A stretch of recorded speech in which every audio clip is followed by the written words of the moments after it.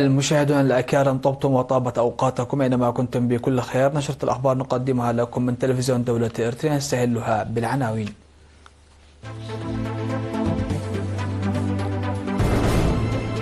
وزيرة العدل تلتقي لجان الصلح الأهلية في الإقليم الأوسط. المزارع ومناطق الرعي في مدينة معين توجد في وضع جيد.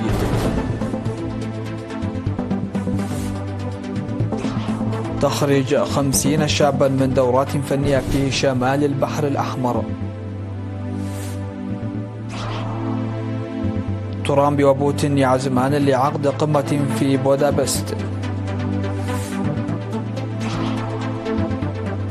وزير خارجية الصين واسبانيا يتعهدان لتعزيز العلاقات.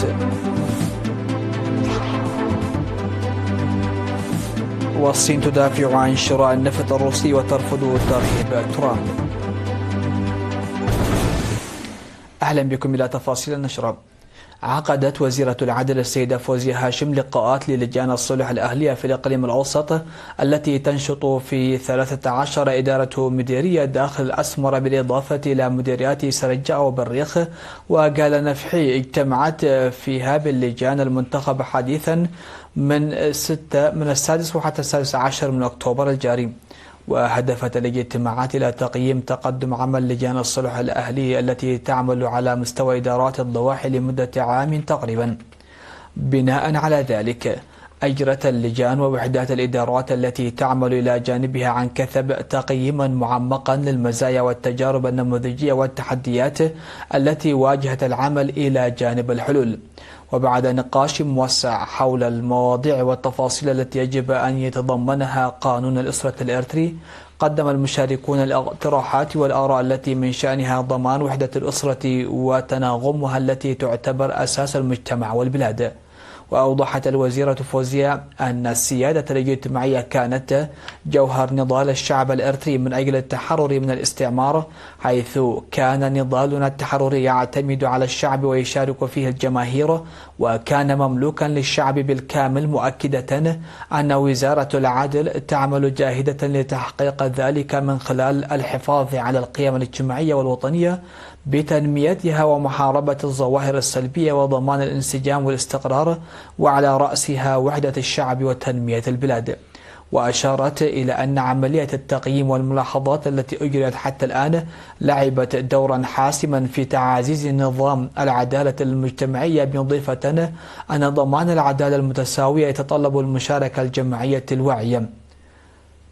ويعرف أن المصالحة هي إحدى قيم المجتمع الإريتري التي ترضي جميع الأطراف وتحقق حلا دائما للنزاعات، وتضمن الانسجام والوحدة بين المواطنين من خلال محو الكراهية والظلم إلى الأبد. تم انتخاب 415 عضوا للجان الصلح الأهلية في 83 إدارة ضاحية بالإقليم الأوسط. أفاد مسؤول مكتب الزراعة المكلف السيد يوناس برهاني أن المحاصيل والحبوب المزروعة على مساحة 6830 هكتار من الأراضي في مدينة معيني توجد في وضع جيد، ووصلت إلى مرحلة الحصاد نتيجة الأمطار الغزيرة التي هطلت منذ منتصف شهر يوليو.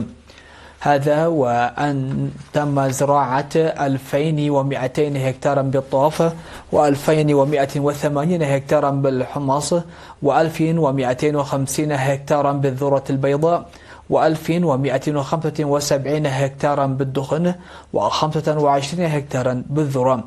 وفيما يتعلق بتوزيع وكمية الأمطار، فقد سجلت محطة معيني 581.3 ملم في غضون 50 يوما، وفي محطة قنافنا 707.4 ملم في 24 يوما، وفي محطة كوعاتيت 539.1 ملم في 29 يوما، وفي محطة قلايب علتيت 407.7 ملم في 33 يوما. وحث المزارعين على حصاد محاصيلهم في أسرع وقت تجنبا لهطول الأمطار المتأخرة خلال الفترة القريبة القادمة. وأضاف السيد يوناس أن خزانات المياه ومناطق الرعي بحالة جيدة. خرج قسم الثقافة والرياضة بإقليم شمال البحر الأحمر 50 شابا ممثلا جميع المديريات والمؤسسات النشطة في الإقليم من دورات مصغرة نظمت لمدة أسبوعين، وتركزت في المبادئ الأساسية في الدراما والرقص والشعر يوم 16 من أكتوبر في مدينة مصوع. وذكرت المديرة العامة لقسم الثقافة والريادة بالإقليم السيدة زينب عمر في كلمتها أن المتدربين تم اختيارهم من فروع وزارات الثروة البحرية والتعليم وإدارة الإقليم ووحدات قوات الدفاع دعما إلى رغباتهم ومواهبهم الفنية البارزة مسبقا. وأشاد مقدم التدريب أستاذ الفنون السيد محمد سعيد عثمان بجاهزية وقدرة المتدربين قائلا إن الفن تتعلم مدى الحياة، وهو الدافع الرئيسي للتغيير السلوكي والمعرفة التي تأتي من الثقافة الاجتماعية وتخدم الشعب. وأشار المدير التنفيذي لإدارة إقليم شمال البحر الأحمر السيد كبرام عندي ميكائيل إلى أهمية وتوقيت مبادرة وزارة الثقافة والرياضة، وحث المتدربين على تطوير قدراتهم الفنية من خلال العمل المستمر مع الأخذ في الاعتبار مساهمة الفنون في تنمية البلاد والهوية. وتم تقديم عرض فني قدمه المتدربون بالمناسبة.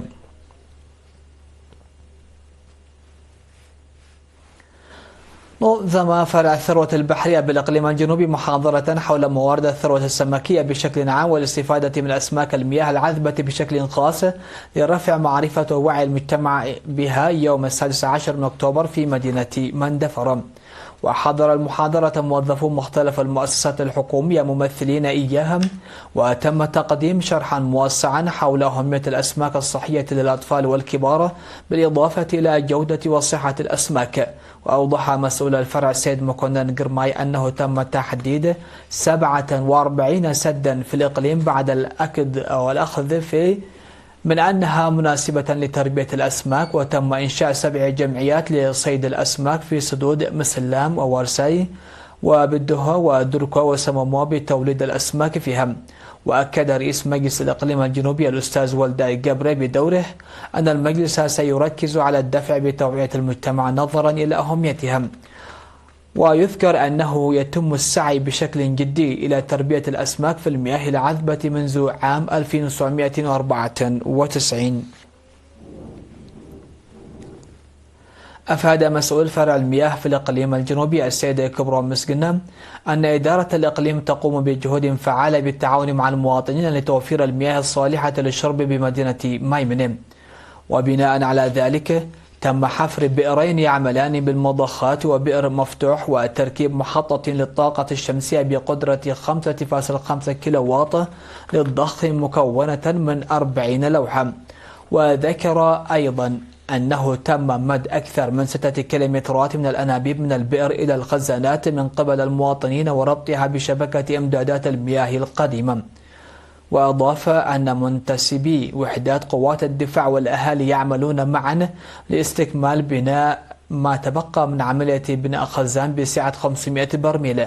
وأشاد سكان إدارة الإقليم الجنوبي ومنتسبي قوات الدفاع على مساهمتهم الفعالة في تربع إنجاز المشروع، مشيرين إلى أنهم يعملون معا على المشروع لحل مشكلة المياه لديهم.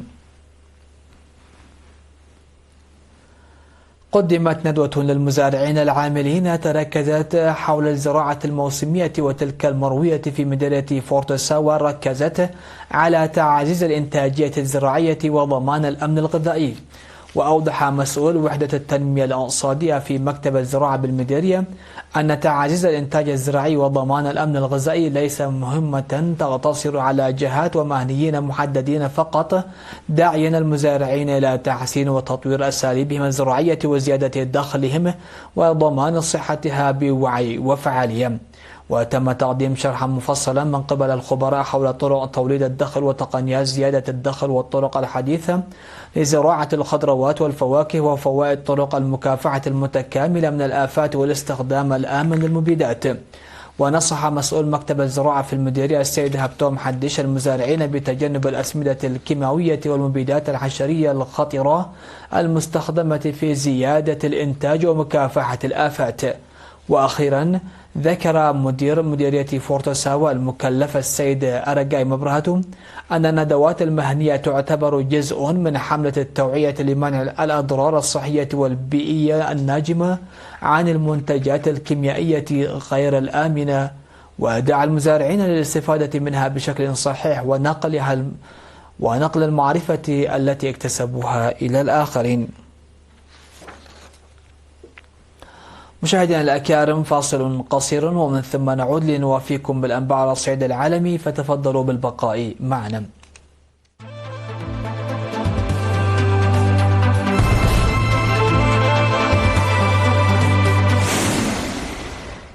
أهلا بكم على الصعيد العالمي. أجرى الرئيس الأمريكي دونالد ترامب اتصالا مثمرا مع نظيره الروسي فلاديمير بوتين عشية لقائه بالرئيس الأوكراني فلاديمير زيلينسكي في البيت الأبيض. وأشاد ترامب بإحراز تقدم رائع باتجاه إنهاء الحرب بين روسيا وأوكرانيا خلال اتصاله مع بوتين، كاشفا عن اتفاقهما على عقد قمة في بودابست. وأكد ترامب بأن وزير الخارجية الأمريكي ماركو روبيو سيقود وفدا رفيع المستوى لعقد محادثات مع الجانب الروسي في موقع لم يحدده الأسبوع المقبل. ورأى ترامب بأن النجاح في الشرق الأوسط سيسهم في مفاوضاتنا لإنهاء الحرب بين روسيا وأوكرانيا، مؤكدا أنه خصص وقتا طويلا لبحث التجارة بين موسكو وواشنطن بعد انتهاء الحرب في اتصاله مع بوتين. عقد وزير الخارجية الصيني وانغ يي محادثات مع نظيره الإسباني خوسيه مانويل الباريس بوينو في مدينة هانغتشو بمقاطعة تشيغيانغ شرق الصين، حيث تعهد الجانبان بتوسيع التعاون في الاقتصاد والتعليم والثقافة والسياحة وغيرها من المجالات. وقال وانغ إنه يتعين على الصين وإسبانيا النظر إلى العلاقات الثنائية من منظور استراتيجي طويل الأجل وتطوير شراكة استراتيجية شاملة أكثر مرونة وحيوية. وفي معرض إشارته إلى أن هذا العام يوافق الذكرى العشرين لإقامة الشراكة الاستراتيجية الشاملة بين البلدين، أعرب وانغ عن استعداد الصين للعمل مع إسبانيا لإجراء ترتيبات جيدة للتبادلات رفيعة المستوى في المرحلة المقبلة. من جانبه أكد الباريس التزام بلاده بتعميق شراكتها الاستراتيجية الشاملة مع الصين، قائلا إن الملك فيليب السادس سيقوم بزيارة دولة إلى الصين، وسيغتنم هذه الفرصة لتوسيع التعاون والتبادلات في مجالات التجارة والاستثمار والثقافة والتعليم والسياحة. دافعت الصين عن مشترياتها من النفط الروسي معتبرة أنها مشروعة، ووصفت ضغوط الرئيس الأمريكي دونالد ترامب لوقفها بأنها محاولة ترهيب.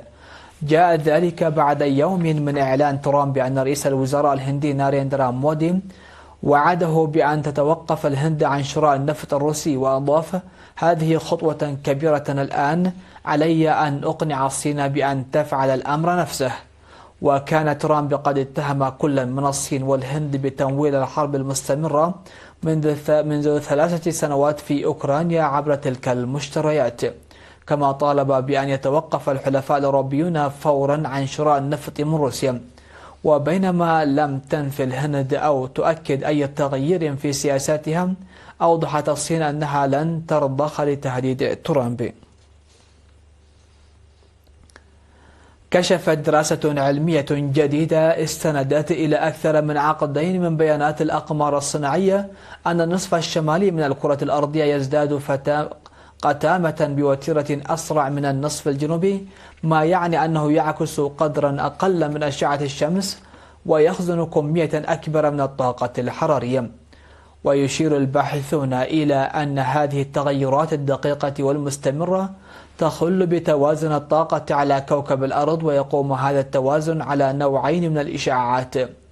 يرى الباحثون أن هذا الاتجاه نحو ازدياد قتامة النصف الشمالي قد لا يكون دائما، إذ سيعتمد على مستويات الانبعاثات المستقبلية للغازات الدفيئة، وكذلك كمية الهواء في الغلاف الجوي ومدى استجابة النظام المناخي للحرارة الزائدة. مشاهدينا الأكارم، ختاما لنشرة هذا المساء إليكم أبرز ما جاء فيها.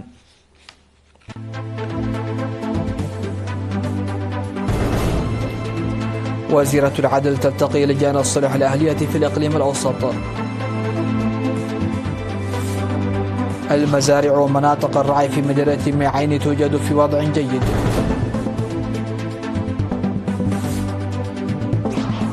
تخريج 50 شابا من دورات فنية في شمال البحر الأحمر.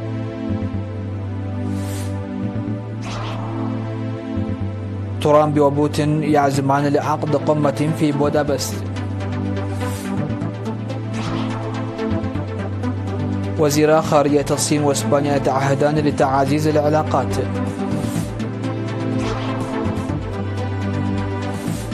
والصين تدافع عن شراء النفط الروسي وترفض ترهيب ترامب.